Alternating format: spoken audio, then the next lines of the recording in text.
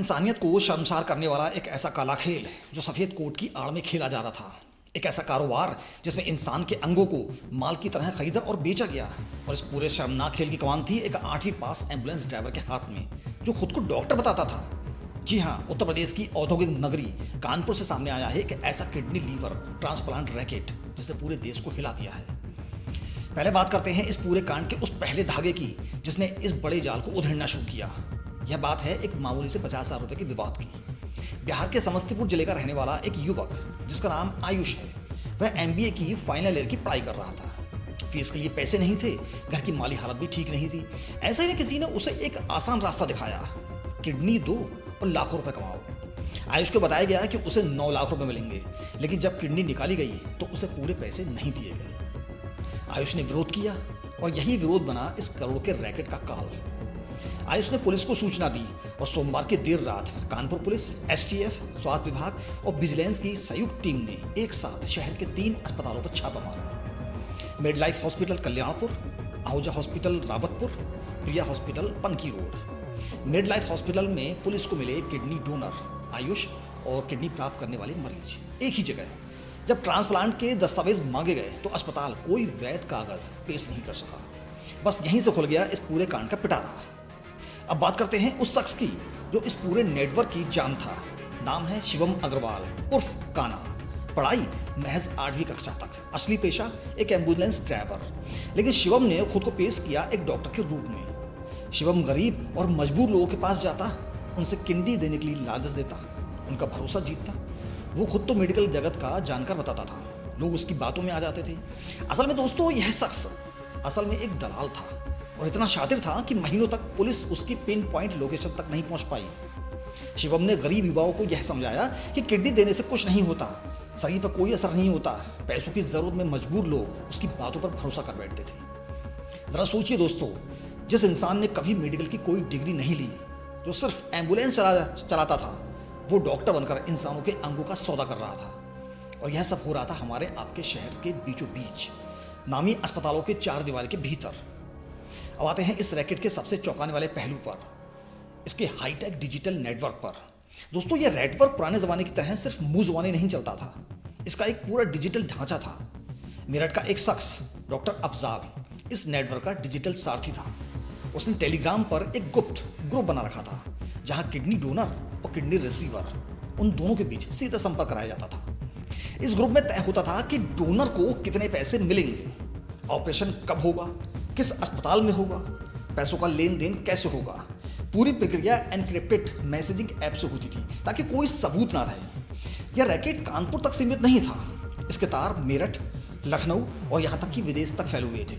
जांच में सामने आया कि 3 मार्च को दक्षिण अफ्रीका की एक नागरिक जिसका नाम अर्विका है, उसका भी गुर्दा प्रत्यारोपण नेटवर्क के जरिए कानपुर में किया गया था। यह एक अंतर्राष्ट्रीय अपराध की ओर इशारा करता है। पुलिस अब इस डिजिटल नेटवर्क की पूरी चेन को खंगाल रही है। अब बात करते हैं उन अस्पतालों की जो इस काले कारोबार के अड्डे बने। आहूजा हॉस्पिटल इस पूरे रैकेट का मुख्य ऑपरेशन सेंटर था।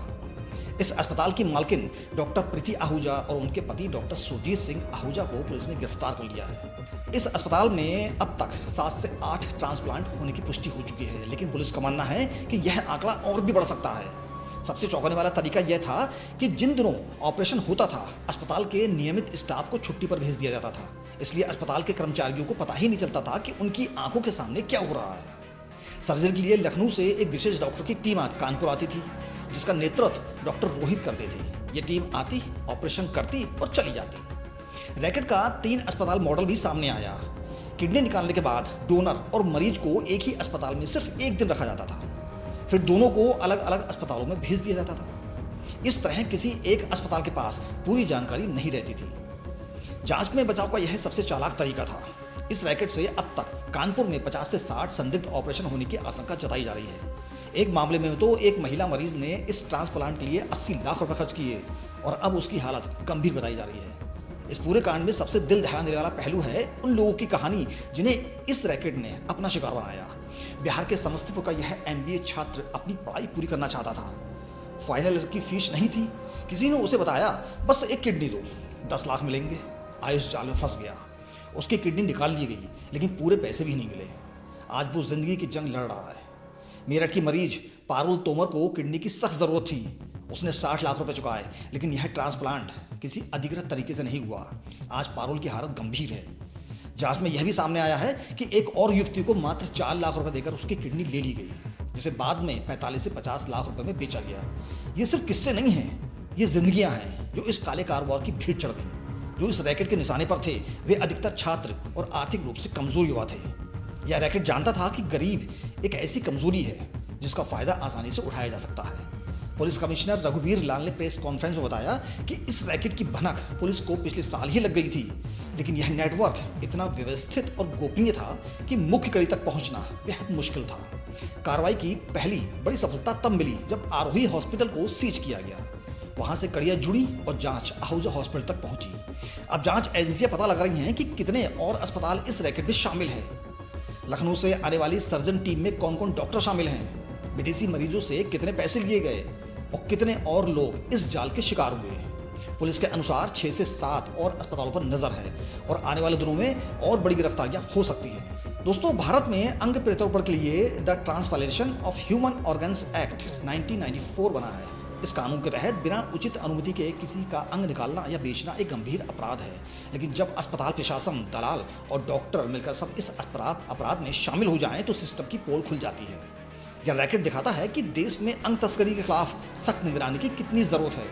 दोस्तों, यह कानपुर किडनी कांड सिर्फ एक पुलिस की कार्रवाई की कहानी नहीं है। यह एक ऐसी व्यवस्था की चीख है जहां गरीबी का फायदा उठाकर इंसानी शरीर को बाजार में माल की तरह बेचा जाता है।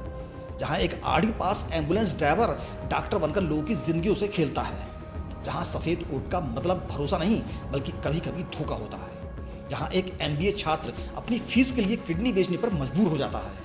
अब यह सवाल यह उठता है कि इस देश की स्वास्थ्य व्यवस्था में क्या ऐसा कोई निगरानी तंत्र नहीं है जो इन अपराधों को पहले ही रोक सके? क्या अस्पतालों में नियमित ऑडिट और पारदर्शिता सुनिश्चित नहीं होनी चाहिए? यह मामला मजबूर, गरीब और बेबस लोगों की गुहार है।